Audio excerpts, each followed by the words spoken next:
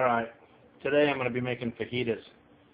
I normally do this with a ribeye steak. I usually get 3 of them, but today they're a little bit pricey. They're, what about 17 bucks, I think, for 3 of them. That was ridiculous, so I didn't go that way. I usually get them cut thin.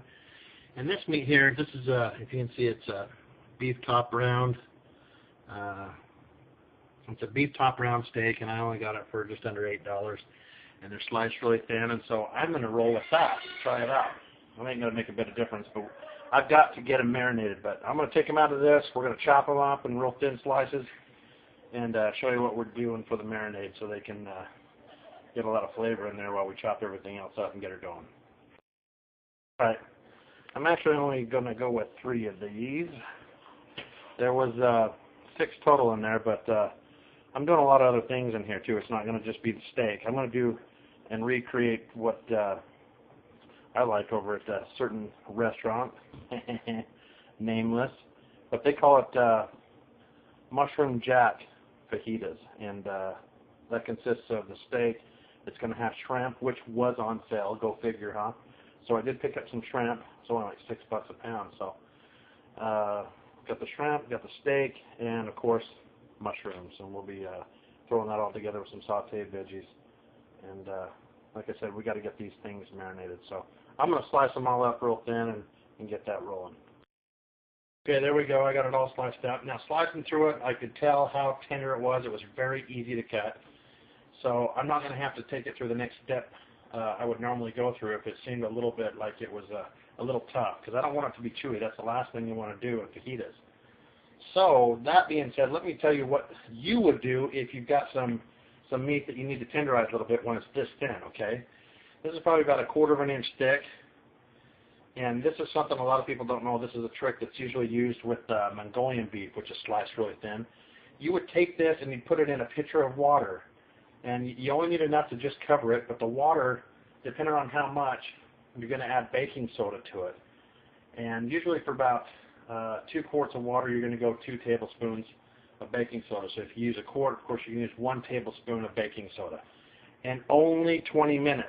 It's going to eat at it in the water, okay? And then once the 20 minutes is up, you're going to pour it out. You're going to rinse it. Make sure you rinse it, okay, before you do anything else. But I'm telling you, that will help break it down and make it to where it's not so chewy when it's sliced up this thin. Okay, next step, since I'm going to avoid that one, marinating. Pick your favorite marinade, because I am going to cheat. If you want to make your own, awesome. I'm sure there's tons of recipes for it. I'm not going to do it. This is my favorite. I am not advertising this brand, but you know what? I'm telling you what, this is badass. Jack Daniel's Mesquite for this mushroom jack steak fajitas is just the way to go. So I'm going to load this bag, which has already got the pre-made marinade in it, and throw it in the fridge while we prep everything else. Okay, there it is. I got it all incorporated, spread out evenly, got it mixed up real good.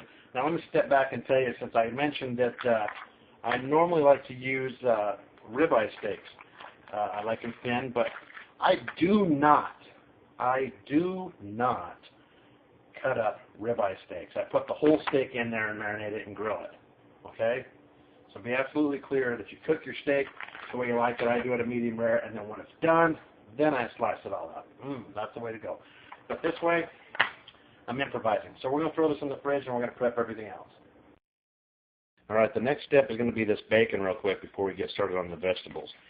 This mushroom jack fajitas is topped off with bacon, and sometimes you got to go to the very end of the recipe and get it going while you do everything else to move forward. So we're going to throw this in the oven and get that going while I slice and dice.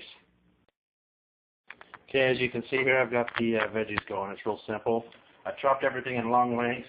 It's half a bell pepper, half of a yellow bell pepper. It's half of an onion. Of course, you can double this if you're trying to feed more, but between this and the steak and shrimp I'm going to be doing here, it's going to be enough to feed the 3 of us. So do the tomatoes here in a bit because I like those cold. They're not going to be cooked, but these are going to be sauteed. And to start out, when we go here to the skillet, we've got the bacon here. All good, as I showed you before. It's all cooked. What I'm going to do is I'm actually going to steal some of this bacon juice to do some of the sauteing because I like the bacon flavor in the bell peppers and the onions. So sauteing those with this is a good idea. Of course, it's not the healthiest, but I'm not going for health. I'm going for flavor and taste. So I'm not even going to lie about it. Let's just get her done.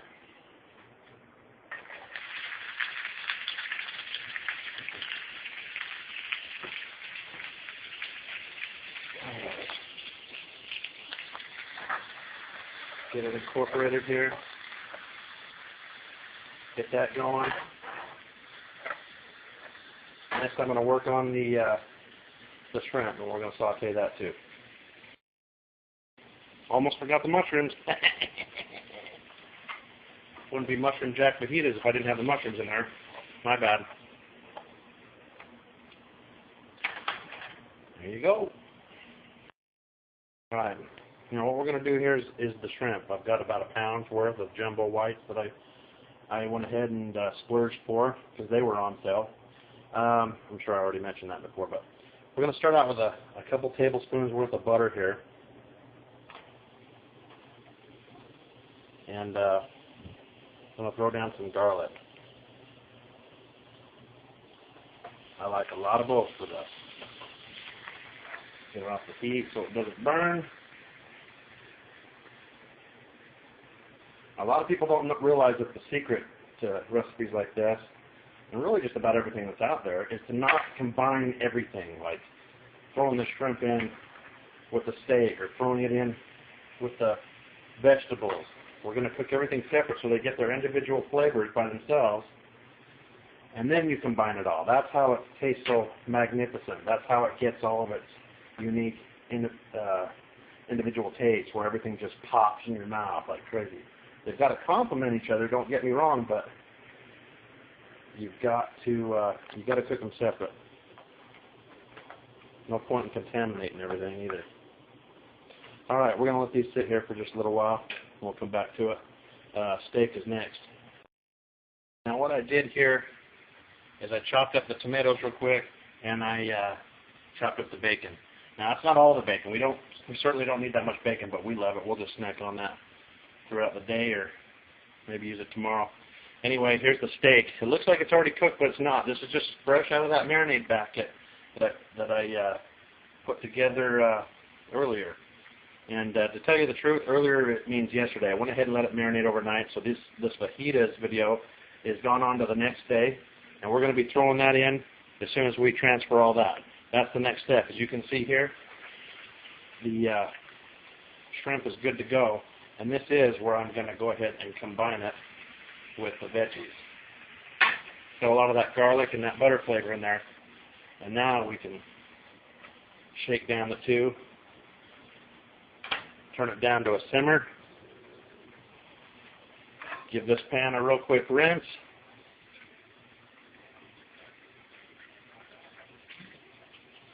And what we're going to do is start doing the steak. You ready for this? This cooks pretty fast because I sliced them all up in small pieces.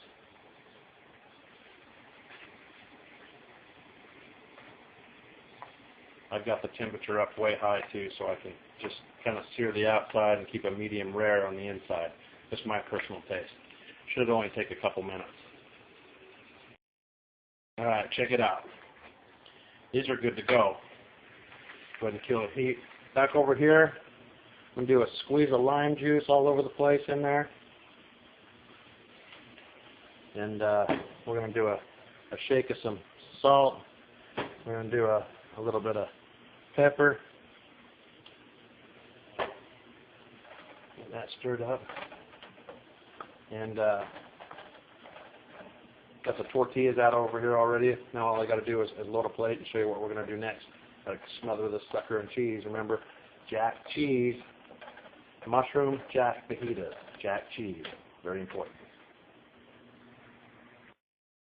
All right, check it out. Threw a bunch of that down here on a plate. Let's get the steak. Oh, it's dark. Throw that down there in the middle. Throw down the cheese.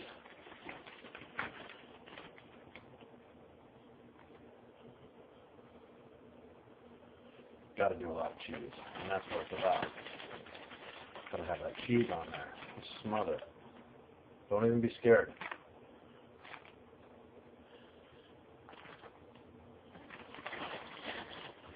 Now here's where the bacon bits comes into play, because that just sets it off.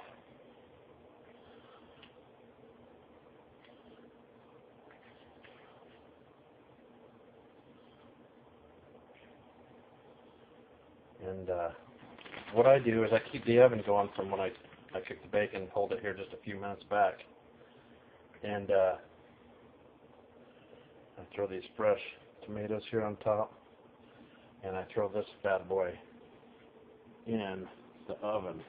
If I can get the room just to melt her down real quick, and then we'll serve it up. And back out again. Let's check them. Oh, yeah. Yeah, that doesn't look good at all, does it?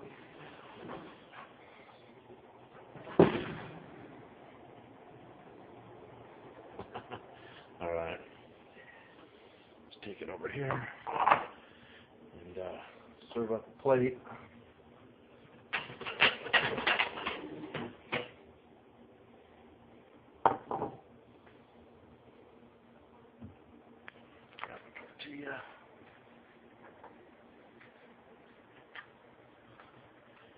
And load her. Okay, we got a little bit filled up in that tortilla. I like take a little bit of avocado slices in there. It's pretty good. A little bit more fresh tomato, and some fresh lettuce. And then I'm using big tortillas because we like them like a burrito, but I'm going to roll that bad boy up and serve it to my wife. Get a good look at it here in the light and see what we're talking about. There you have it. Mushroom Jack fajitas.